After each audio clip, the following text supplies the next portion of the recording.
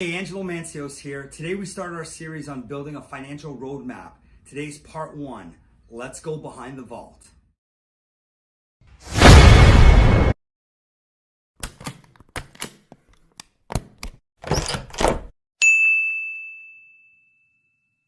So today we're going to talk about 5 things. We're going to talk about how Canadians insufficiently use their resources, how they won't meet their financial objectives, how they'll be unprepared for catastrophes, how they'll pay higher taxes than necessary, and how they'll be forced to work during their retirement years. The average Canadian owes $1.77 for every dollar that they earn. That number's way too high. We need to bring it down. So when it comes to building a financial roadmap, let's first talk about why it's so important to do this.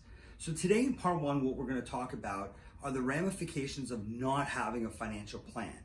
So when we take a look at Canadians as a whole, we know that 75% of Canadians don't have a financial plan. So 75% of Canadians get up in the morning, go to work, maybe pop by the mall, do a little bit of shopping, don't really have a good grasp on their finances. And if you've ever asked yourself the question, hey, I make all this money and at the end of the month, I have absolutely no idea where it goes. Well, chances are you're in that 75%. So let's see if we can fix that.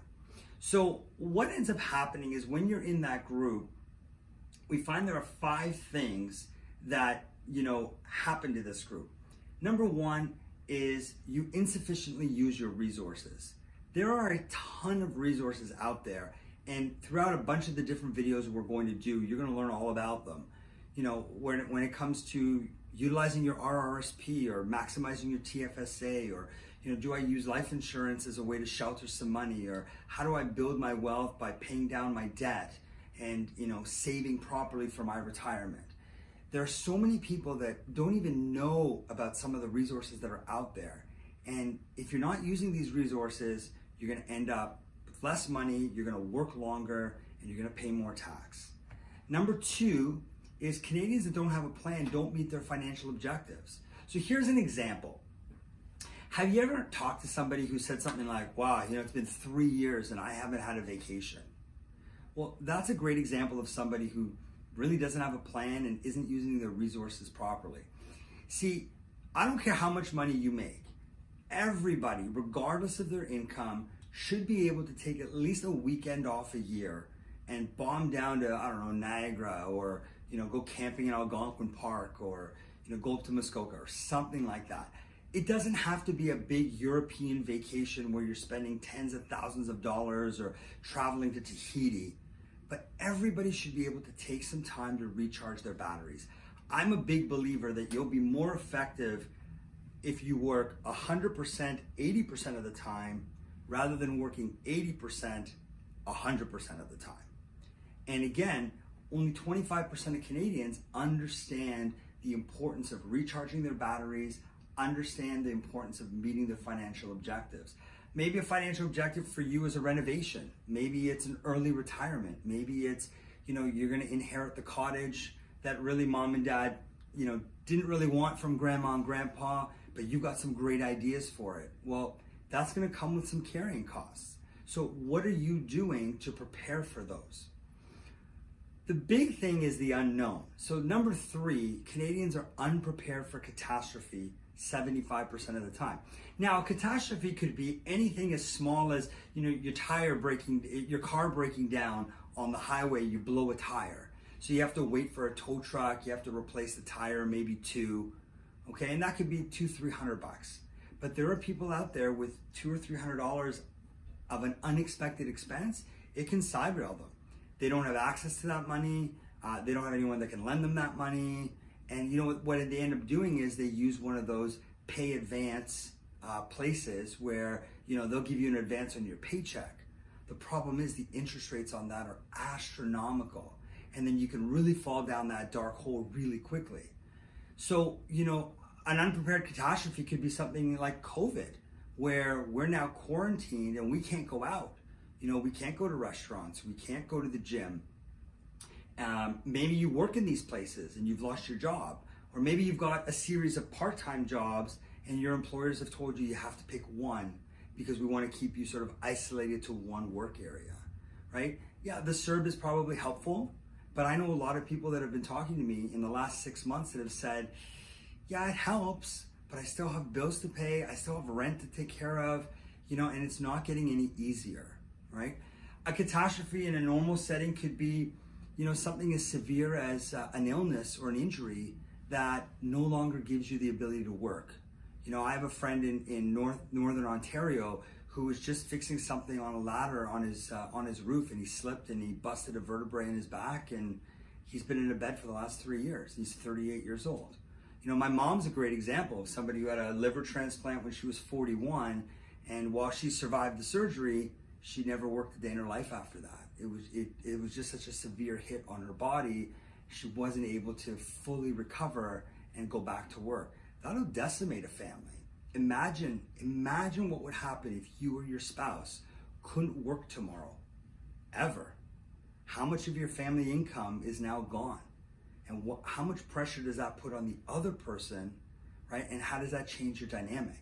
So being unprepared for catastrophe could really blindside you. I've seen lots of people that are ready and they're gonna be cruising to retirement and the road seems perfect, and then all of a sudden something happens and they run out of road. Number 4 is people pay higher taxes than necessary. Now, I'm not suggesting you don't pay your share of tax. Everyone needs to pay their fair share of tax.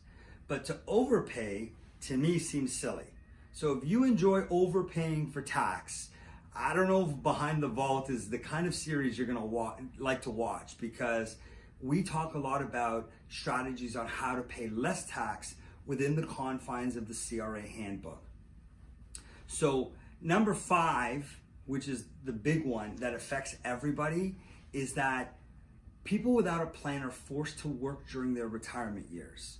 So what happens is they're plugging away, they're thinking, I'm young, I make money, this is good, I kind of get by, but I'll be fine. And then they hit their 60s, they hit their 70s, and they realize, I can't live on what I've saved. I can't live on my pension. I can't live on Canada Pension and old age security. I got to keep working. And what that ends up doing is it clogs up the system. So for example, my dad's generation will say stuff like, kids today, they're lazy, they don't want to work, they just play video games in their basement. Well, maybe some do, but I gotta believe that there's a huge group of people that are coming out of school that are just excited and motivated to start building their wealth and building their empire. But you know what? The system's clogged because the baby boomer generation is such a huge demographic. And then you get into the Gen X, Gen Y, which isn't as big. And then you get into the millennials, which is actually a bigger generation than the baby boomers. So what's happened now is these millennials have to wait for the baby boomers to get old enough that they either pass away or they finally step aside. And what's happening is when I get into that 60, 70 range, my kids are gonna have lots of opportunity because lots of jobs are gonna open up because that big demographic will be gone. But right now what's happening is the system's clogged up because people aren't stepping aside for the young. And it's because they can't. So think of a nurse, for example, who makes upwards of $90,000 a year at the age of 65, who's got benefits, who's got a strong pension, and thinks, you know what, I need to keep working to keep up with my lifestyle. I need to keep working because maybe I'm single and I don't have a partner.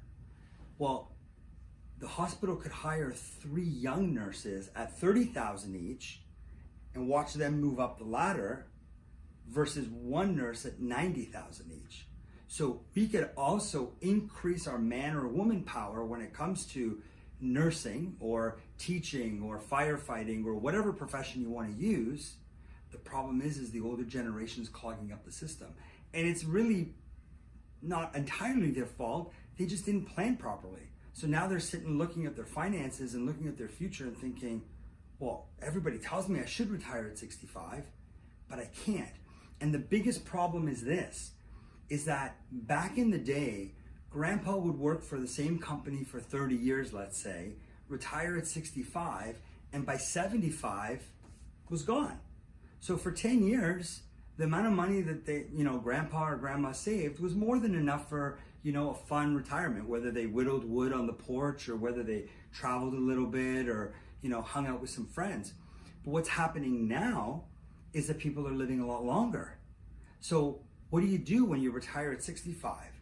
For women in Canada, there's a 25% chance that they're going to live past the age of 95. That's 30 more years. That's an entire career. They say that my kids that were born in the 2010s, they estimate that my children are going to live upwards of 100 to 105. Now think about that for a second. For every year you're working, that's 1 year of retirement that you need to save. You could have a 40-year career if you start at 25, end at 65, and then a 40-year retirement that starts at 65 and ends at 105. Imagine not working for 40 years, but having to have enough money to ensure that you don't run out. I'll tell you this, and I've said it before and I'll say it again. If you truly want to know how much your kids love you, run out of money at retirement and you'll find out 100% for sure. I hope you never have to do that. And with the videos that we're going to continue to put out for you, and the next part of this series is going to get into budgeting. We're going to get into building your wealth, paying down debt, and planning for the future. So stay tuned for the next video in our series. You've been Behind the Vault.